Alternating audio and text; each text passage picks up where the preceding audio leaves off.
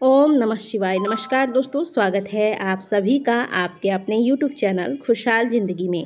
दोस्तों, आज है 15 जून, दिन गुरुवार और आषाढ़ महीने के कृष्ण पक्ष की पहली प्रदोष तिथि है आज।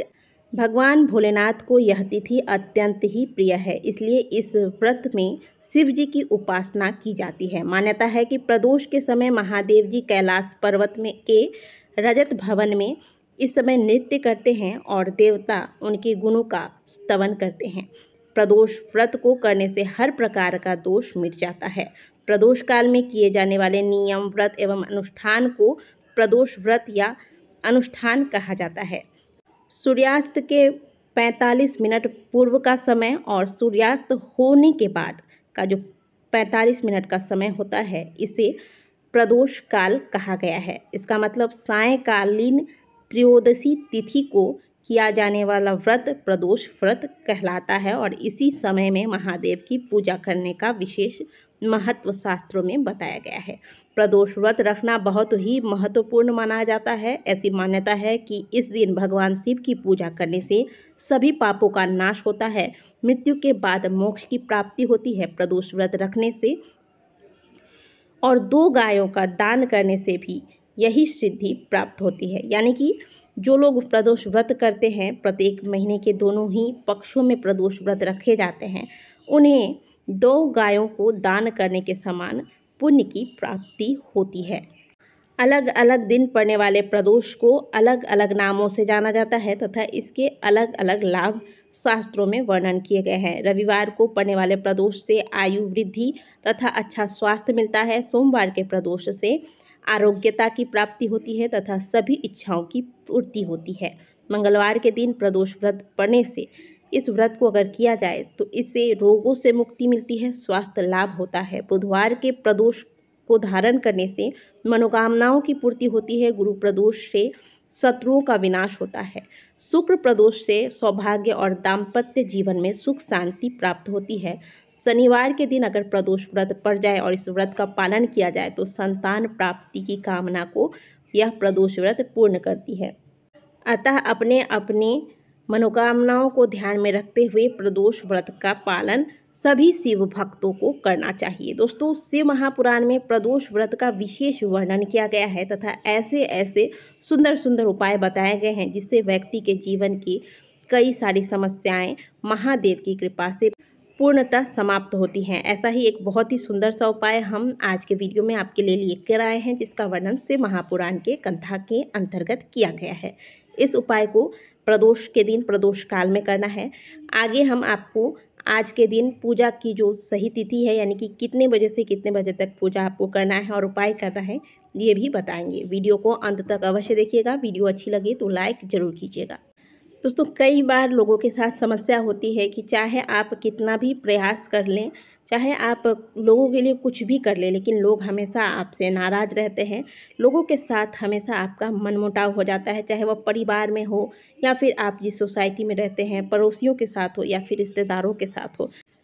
यदि आपके घर में भी ऐसी कोई समस्या है, आपको लगता है कि आपके परिवार में किसी सदस्य के साथ आपकी ठीक से तालमेल नहीं बैठ पा रही है, तो ऐसे में आप इस उपाय को अवश्य कीजिएगा। इस उपाय को आप किसी के लिए भी कर सकते हैं।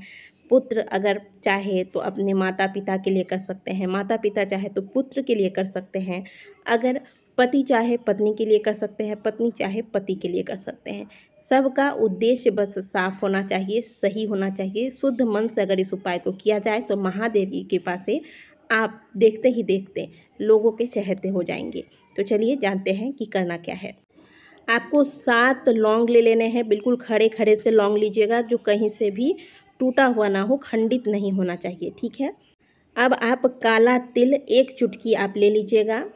अब आप पूछेंगे कि अगर काला तिल नहीं है तो क्या सफ़ेद तिल से इस उपाय को किया जा सकता है? तो नहीं, इस उपाय के लिए आपको काला तिल ही लेना है, 1 चुटकी ले लीजिएगा। इसके साथ साथ ही आप 1 काली मिर्च ले लीजिएगा। ज़्यादा नहीं लेना है, काली मिर्च 1 ही लीजिएगा, लेकिन वो भी खंडित ना हो, इसका विशेष ध्यान रखिएगा।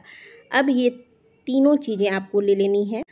अपने दाहिने हाथ के बीचों बीच हथेली पर रख लीजिएगा और इसे आप मुट्ठी में बंद करके आपके घर में जितने भी कमरे हैं, रसोई से लेकर हर एक कमरे में ध्यान रखिएगा कि वॉशरूम में नहीं जाना है, बाथरूम छोड़कर बाकी जितने भी कमरे हैं सभी कमरे में आपको यह तीनों चीज़ें मुट्ठी में बंद करके, दाहिने हाथ की मुट्ठी में बंद करके आपको एक एक बार घूम लेना है। अब सभी कमरे में घूमने के बाद अब आप सीधे महादेव के मंदिर में पहुंच जाए। किसी भी मंदिर में आसपास अगर कोई मंदिर है तो वहां, अगर दूर भी है तो आपको वहीं जाना होगा, घर में इस उपाय को नहीं कर सकते, ठीक है। अब आपके पास दो ऑप्शन है, या तो आप जो ये तीनों सामग्रियाँ अपने हाथ की मुट्ठी में बांध कर लेकर आए हैं, महादेव के मंदिर के चौखट पर रख दीजिएगा, अपनी कामना कहते हुए, महादेव से प्रार्थना करते हुए कि महादेव हमारे घर में इस सदस्य के साथ हमारा बहुत ज़्यादा मनमुटाव चलता है, आपस में मतभेद होता है, बहुत कलेश की स्थिति उत्पन्न हो गई है, कृपा करें कि हमारे इसके साथ संबंध जो है वह अच्छे हो जाए। इस प्रकार से प्रार्थना कीजिएगा।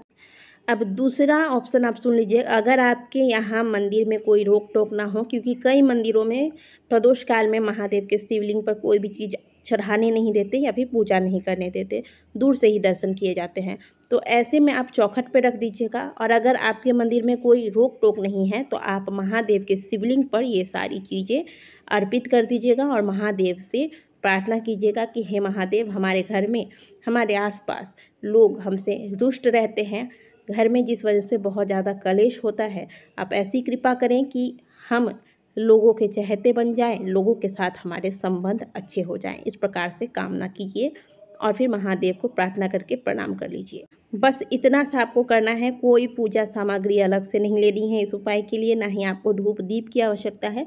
इतना करके महादेव के दर्शन करके, महादेव को प्रणाम करके वापस आ जाइए। आपके घर में जिसके भी साथ आपकी समस्या चल रही है वह समस्या समाप्त हो जाएगी। धीरे धीरे आप देखेंगे कि आपके घर का माहौल शांत हो रहा है।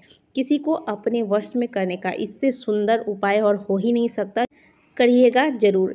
आज के दिन पूजा का जो शुभ समय होगा, शुभ मुहूर्त होगा, वह होगा शाम 7:20 से लेकर रात 9:21 तक।